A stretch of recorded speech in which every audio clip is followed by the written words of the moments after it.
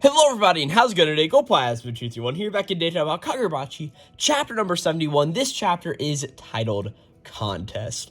And honestly, what an amazing chapter of Kagurabachi we had this week. Of course, this chapter is a complete flashback from Samura and Iori's perspective whenever Iori and Samura really started to meet for the first time, which is definitely different than what we've been getting at the Kyoto Bloodshed Hotel. All of the high-octane, crazy action going on between Hirohiko, Iori awakens her powers to protect Ikora, like, all of this crazy stuff going on really sort of takes the back burner in this chapter, as we honestly get one of my favorite things in manga whenever we can take a step back from the really big, high-escalated situation and just sort of see how we got there and how all of these ideas have been tying together this entire story to make it something so interesting and awesome. And that is really what we get this chapter in Kagurabachi, because like I said, really we start off this chapter when Iori is 8 years old and sort of just like lived through a year of her life and seeing her mother, seeing how her and Samura sort of come together, and at the end of the chapter we get this really big reveal of like, holy crap, this is massive and this is why the Hishaku exists. So like, honestly, just an amazing chapter of Kagurabachi, and I honestly just like said can't really wait to get to talking about. I don't know if that was coherent.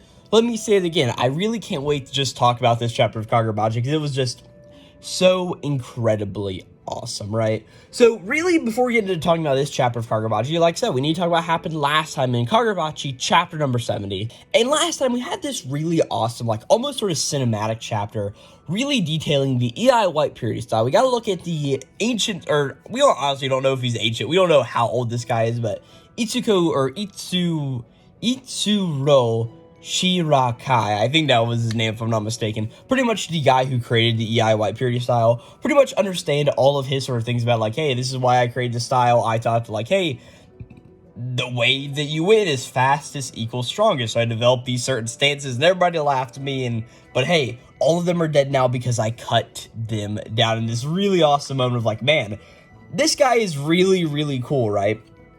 But as we went through the chapter, we really just saw Chihiro trying to use the E.M.M.I White Purity style, and he didn't really have a correct visualization of how he would go through and use the sword to go through and cut through Hirohiko. And pretty much we saw that Chihiro and also Hirohiko started to use the E.M.M.I White Purity style, and the two of them were going back and forth until they reached the rooftop of the building, came out of these elevators, and just went and attacked each other, right? But of course, Iori is on the top side of the on the roof of the hotel and is of course also using the E.M.M.I White Purity style in her hand. Chihiro sees this visualization and is like, oh, wait a second, she's doing what I want to do, and sort of started to copy her technique, of course, using his Rokuhira eye, I guess. Like, I don't really think I mentioned that in the last video, but I guess it's sort of what Chihiro was doing in the moment. And he went through and ended up completely cutting through Hirohiko in that moment. I don't know why I was forgetting Hirohiko's names either, but he just sort of dashed through, cut through Hirohiko, and really that was the last scene of last chapters. We sort of just got like a little bit of narration just going like, hey, he did it pretty much, and that is, like I said, where we ended chapter number 70 of Kagurabachi. And as we open this chapter of Kagurabachi, we cut to 9 years ago, and whenever Iori was 8 years old. Of course, we not only get the narration saying like, hey, we're 9 years ago and Iori's 8, so I don't know if we knew this, but Iori is 17 in the main story. That may have been brought up before, it may have not have. I honestly don't really remember. I mean, I guess I really just could reread like the past 10 chapters where Iori has been like a sort of major character in the mangas. Of course, she was like sort of silhouetted there, if I'm not mistaken, at the end of chapter number 59, or maybe it was chapter 60 whenever she was silhouetted, and then it was sort of like, hey, here she is, and we have Iori in the story now, right? As we see that Iori is sitting in a hospital room, right? As we see that Iori's mother and Iori's father, of course, who is Samura, are both here in the room right now. As we see that Samura sort of walks in and just is like, oh, hey, Inori, I heard you collapsed all of a sudden, right? And we see that Inori, who is, of course, Iori's mother, very creative names there, Hokuzono, I will give it to you, right? We see that Inori's like, hey, please not so loud. Iori called the hospital, and hey, she's sitting right over there. As we see that Samura sort of just looks over and says like, oh, hey, Iori, long time no see. And we see that, of course, Samura's ex-wife and Iori's mother is sort of like a little bit of like a description here. Inori pretty much says like, hey, Samura, how can you expect her to remember you? Like, hey, Iori, this is your father, right? And we pretty much see that Inori is laying in a hospital bed because, of course, she has collapsed in these moments, right? I sort of see that she's just laying here, just says like, hey, so I won't be able to go home for a while, so Samura, you're going to need to take care of Iori for me, right? And Samura's like, hey, wait a minute, I don't know about that one, right? And it's like, are you talking about me? Like, I can't do, like, what about your sister, right? And Inori's like, hey, my sister is still working for the Kabunagi, and she doesn't have the time. And Samura sort of just, like, does a few flashbacks to all of his time fighting in the Seitai Wars, like, all of the blood on his hands from using Tobimune and all of that are various stuff, right? And Samura's like, hey, I can't hold my daughter with these hands. And Inori's like, hey, you've said that thousands of times already. Like, you already said it during the divorce. Like, who's going to take care of her then, right?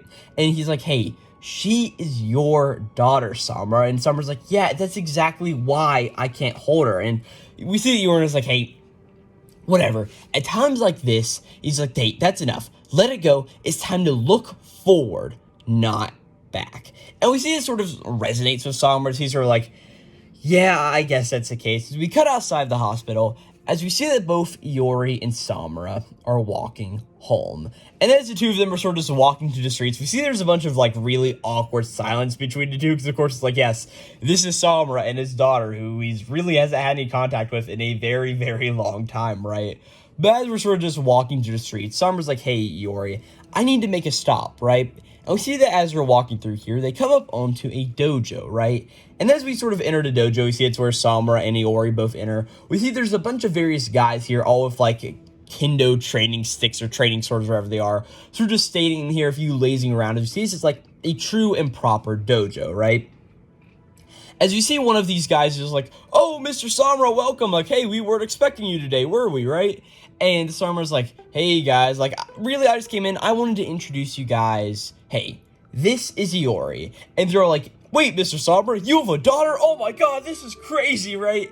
And Samura's like, hey, she'll be coming in with me a while, so, like, sorry about sort of the inconvenience there, right? And most of the guys are like, hey, it's no problem whatsoever, right? And I really do like it's like a few of these guys also sort of walk up and just like, hey, they walk up to Iori, I should say, and like, hey, did you like know that your father's like such an amazing guy? And Samura's like, guys, stop it, like, don't do any of that, right? And these two, like, goons just, like, keep saying, like, hey, like, he trains, like, all of the cops in the cities to, like, train on sword fighting with him, like, hey, your father's a contracted bearer of the Enchanted Blade, like, he's a war hero, and, like, this country owes its existence to him.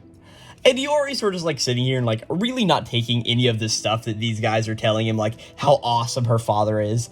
And she's like, oh, really? Who cares if he's a hero, right? As we see that Iori remembers to a little bit longer ago in her lifetime, or a bit earlier in her current lifetime, as she remembers that her and her mother Inori were sort of walking through the park. And we sort of see they're just like sort of meandering around walking through there. And she looks behind her and sees a complete family. Instead of just a mother and a child, we see a child, a mother, and a father all standing there right next to each other, right? And we pretty much see that Iori's like, hey, what's my father like, right? And we see that Inori just tells Iori, like, hey, he's the absolute worst. Like, he's totally hung up on the past, and he totally neglects us. Hey, Iori, don't ever fall for a guy like that, right? As in the present timeline here in the dojo, we see that Iori sort of, like, gets up and just is like, hey, you're not amazing at all. You abandoned mom. Loser. Like, I want to imagine, like, this is, like, the most 8th grade way that she could say, or not 8th grade, like, the most 8-year-old way that she could say this to, like, what would she be in then, like, here at least in the States, what would she be, like, a 2nd or 3rd grader? So definitely, like, very young, all things considered, right? As we get in our flashback of whenever Inori was in the hospital and sort of just, like, told Samura, like, hey, you're going to have to take care of Iori for a little while. And we see that Inori is just sitting here talking to Iori, just saying, like, hey, Iori, like, I'm sorry, this is just for a little while now. Listen to your father, okay? And Iori's like, hey, but mom, like, you'll be home soon, won't you? And we see that Iori's mom just is like, yeah, of course, like, I'll kick this stupid thing's butt real fast. We see that she sort of, like, raises up her arms, like, hey, I can still move up here. We're going to get out of here. We're going to, like, get better and get it taken care of, right? As you see that Iori in the dojo again, sees all of these training sticks are, like, sitting in a bin over to the side. And we see that she goes over and grabs one of them out. And she just says, like, hey, any bad guys better watch out for me too, right? And we see that she starts to charge at Samura, of course, like insinuating like Samura is a bad guy in this moment. And we see that Iori just like starts to charge, and Samura's like, oh, hey, like, what are you doing? But we see that Iori, of course, being that she doesn't have like the situational awareness of all of this various stuff, right? She sort of just like runs into the wall, sort of like knocks her head, and sort of her hands that are holding the hilt of this sword sort of like on the wall in the moment. And Samura's like, oh, hey, is everything all right there? As we see that he goes and grabs a band-aid and starts to put it on Iori's head. And he's like, hey, Iori, can you tell me why back there you just like closed your eyes and charged in? Like, hey, why would you do that, right?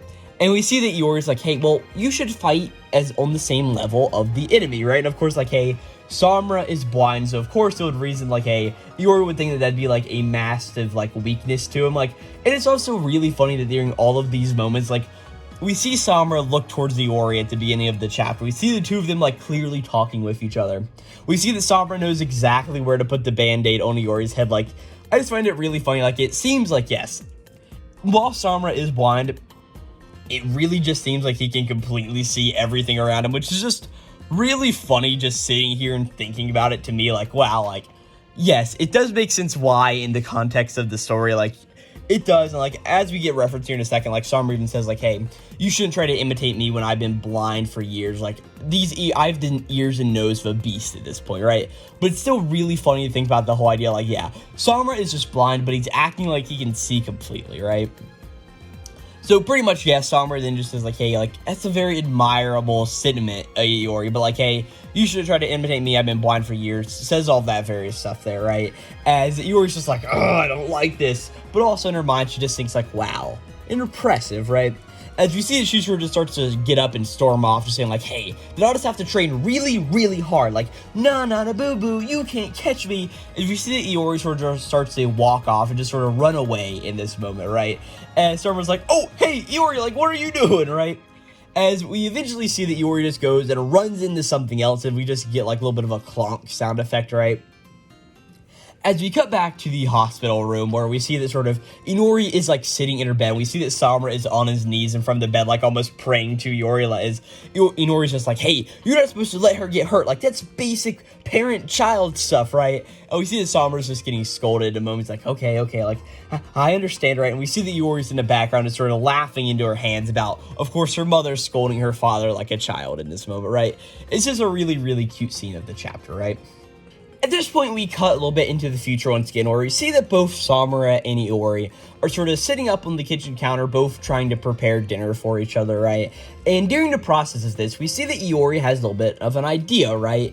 And Samura's like, hey, what is your idea you're talking about, right? And Iori pretty much says, like, hey, I want to do a cooking contest. And Samura's like, hey, like a cooking contest now, like, hey, wait, don't tell me you've got your eyes closed. As we look over and we see that Iori is manipulating the knife in her hand, of course, with her eyes closed, trying to, like, cut this onion or whatever she's trying to cut up here in a moment, right? And Samura's like, hey, you can close your eyes whenever you want, but, like, don't close them while you're using a blade. Like, hey, you're even holding the blade backwards. Like, what are you really trying to do here? As we see, like, Iori is holding this blade backwards in her hand, trying, like, to chop this, what really looks like an onion to me, but I honestly can't really tell, right? And Iori's just like, hey, it's a contest, it has to be fair, right? And Samura's like, hey, like, screw this contest, like, what's your whole deal here anyway, right? As you see that Iori finishes making the meal, and Samura starts eating, and he's like, oh, wow, like, this is really, really amazing, right? And Iori's like, hey, so that means that I win the contest, right? And Samura's like, I mean, yeah, I mean, you do win, but, like, hey, why is it a contest to begin with, right? As Iori just is like, hey, well, I mean, like, I'm a good cook because me and Mom used to cook together a lot. And she just starts to say, like, hey, Mom and I, as we see that she just starts to get really sad and just, like, starts pouting here at the kitchen table. And Samura eventually just, like, sort of leans down, like, presses up, uses his middle finger or his pointer finger to, like, press up his glass. He's like, okay, Iori, let's have a contest, right? And Iori's like, huh? Like, what are you talking about? And Samura sort of just, like, leans in and just says, like, hey, whoever makes the tastiest food for Inori and cheers her up the most wins this, right? And we see that Iori's just like, okay, then you're on. As we get a little bit of a montage of the two of them sort of just working together, like, they're going to the store. We see that Iori is, like, still trying to constantly close her eyes and starts to run into a bunch of objects again. We see Samura getting scolded by Inori and all of this various stuff. And we just, like, continue on through the chapter, just seeing the two of them really get along with each other. As the last image we see is just the two of them running together through the street. It's just a really cute moment for sure, right? Well, at some point later in time, we cut into the hospital where we see that Inori is eating a little bit of a bento box, and she's like, oh, I mean, wow, like, you made this, Iori? And Sora's like, hey, well, it was supposed to be a contest between the two of us, but, like, we sort of ended up working together, right? And Iori's like, oh, that's really awesome. And we see that Iori's like, hey, the fruits of a healthy rivalry, you might say, right? And Inori's like, oh, is that really so? Well, it's delicious. It is truly the best. And Iori's like, hey, did it make you feel better? And Iori's like, hey, absolutely. I feel fantastic. And we just see that Iori's like, ha ha ha, like, yeah, I love that. And we see that her and Samura start to leave the room at this point, sort of walk outside. And you see that Samura sort of gets a little bit of a nice smile on his face in a moment. As you see that they walk outside, and we just see Inori sort of waving to the two of them, like, hey, just waving to the two of them. And as Iori's leaving, she's gonna be like, hey, I'm gonna get even better cooking when you get out of the hospital. Just wait, right? And we see that Inori's just like, hey, well then, I'll just have to hurry up and get well, won't I? And of course, in typical manga fashion, the next panel we see is a picture of Inori seated in a bed of flowers, as we see that Inori has passed on to the other life. As we see that this is really hitting Iori very, very hard, as we see that Iori is sitting in, of course, Samura's house, and is just sort of sitting on the balcony looking outside, just like legs dangling down. It's just like just sort of there, sitting there and looking. And we see that Samura sort of sees this image and just sort of looks at Iori and is just very shocked about what to think. As we see that earlier in that last scene, of course, we see that Inori is telling Samura, like, hey, I'm sorry, I don't really think I can last too much longer, right? And Samura's like, hey, I mean, well, you did great hanging in there for a whole year, Inori, right? And Inori's like, hey, since when did you, like, know how to cook? Can you tell me about all of that, Samura? And Samura's like, hey, like, literally since never. As we also get the clarification that Iori is pretty much just sitting asleep on that little couch thing in Inori's room. Samura pretty much just is like, hey, I got all of the guys at the dojo to teach me on the side, right? And we see Inori's like, haha, like, really? You've really changed over this past year. And she's like, hey, what, like, just tell me, what do you think of Iori? And she's like, well, I mean, she's really cute, right? And she's like, hey, even though you're blind, and Samura's like, hey, listen, you, but he's like, hey, I don't have to see. She laughs just like you.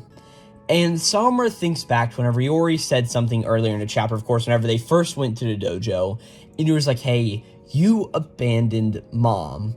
And in this moment, Samura just says, like, hey, Inori, I'm sorry for everything. As at this point, we cut back to the scene with Iori being really sad after the death of her mother.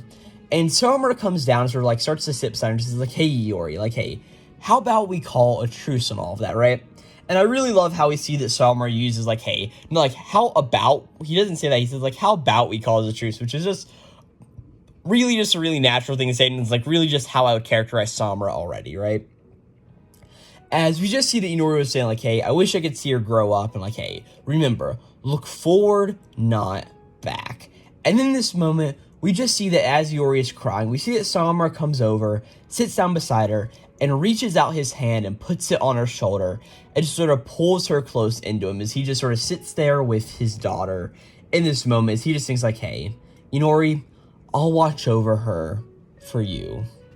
And after this really, really heartfelt moment of seeing the two of them just sitting there together, just like Iori crying, we see that Iori has gone to bed and that she's sort of just sitting here and just like sleeping in her bed. We see that her bed has a very rabbit-based design. And also something really interesting I want to put out is we see the picture that she drew of Samura is hanging on her wall in this instant. So that core memory that she always remembered of her hanging out with her father whenever she was younger, the one that really broke the chains of Iori's binding that, of course, Tomasubi cast, we see that it is sort of sitting on her wall in this moment, sort of saying that this has been before what she has been going through right now, right?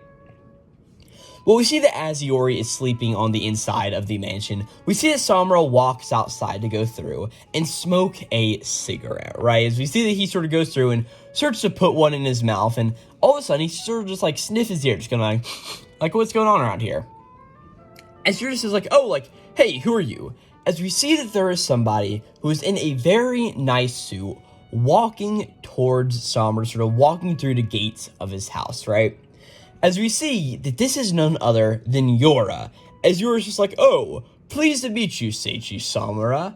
And Samura's like, hey, I don't know who you are, but do me a favor and don't make me draw my blade.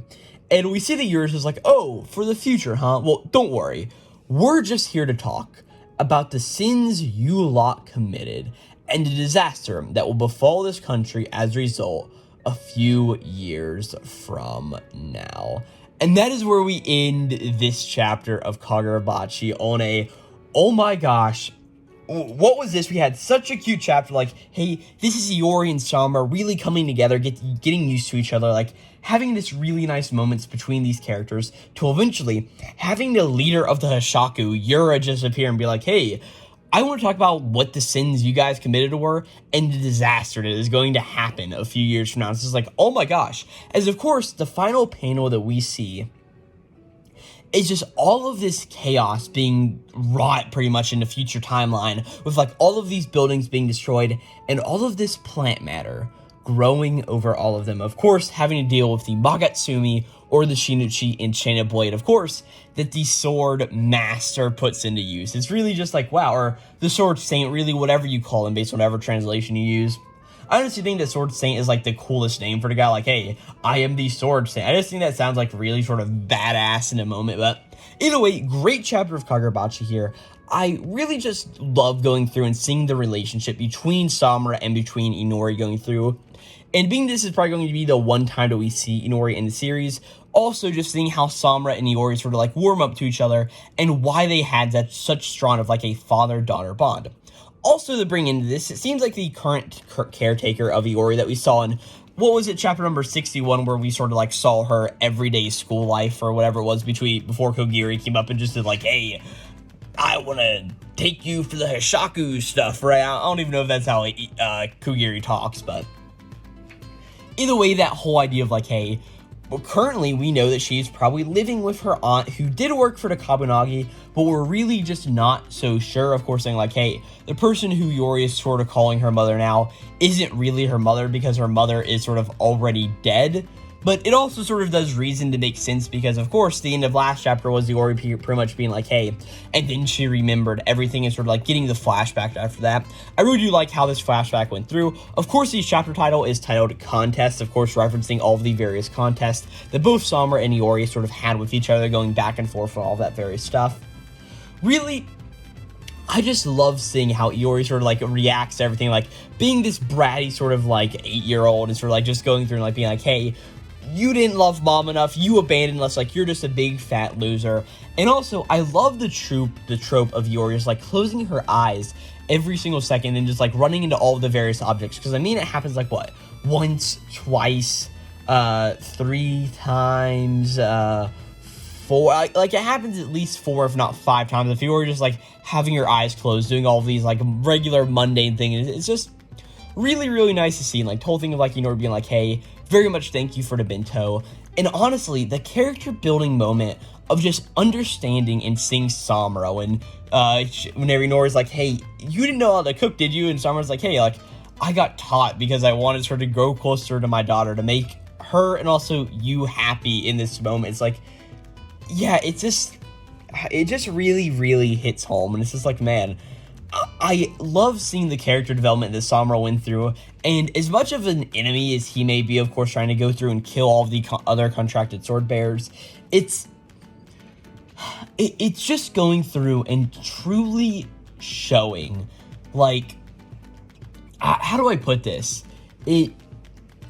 As much of an evil person as he is, and of course, as he's just going through, I can't hate the guy. It's like, he's done all of this good, and we see how good of a person he truly is, and it just makes it so like, hey, even if Samura is like this big bad villain guy who's going to be killing all of the other Enchanted Blade users, killing the Hishaku, and then killing himself, it's like, yeah, I can't hate him, and I think that's a really awesome thing that we get out of the end of this chapter, right? And of course, the very end is like, hey, Yora is here, predicting all of this stuff in the future. Honestly, I don't really have a prediction. Also, I've already read the next chapter of the series, so I sort of know what's going on, so I can't sort of, like, do theory crafting and all of that when I know what happens next time, and sort of like the more development that we get on the whole idea of like, hey, this is the Sword Saint, this is the Magatsumi, this is all the bad stuff and the calamity that happened during the Seitai War and all that various stuff. But either way, really, really awesome chapter of Kagurabachi, and one that I just absolutely loved and adored.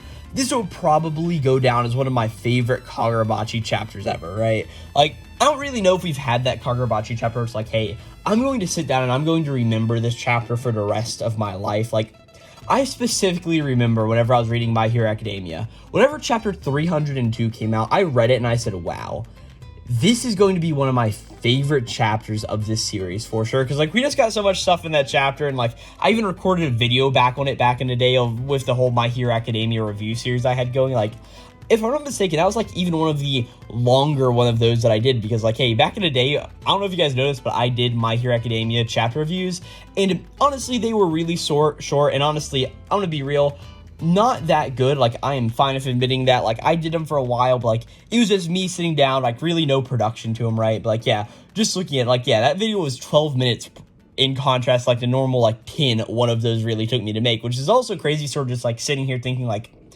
wow, like these videos, like I don't even know like how long is this video that I've been recording now on this chapter of Kagurabachi gotten.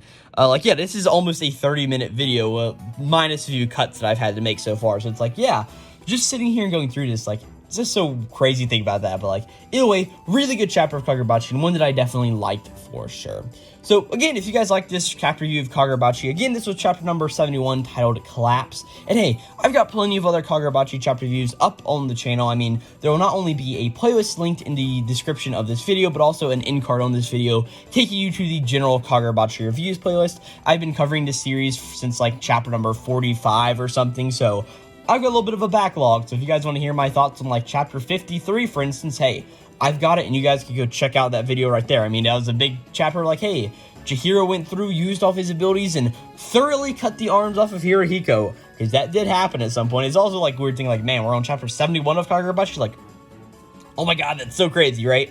But either way, if you did like this video, I do plenty of other anime and manga related content.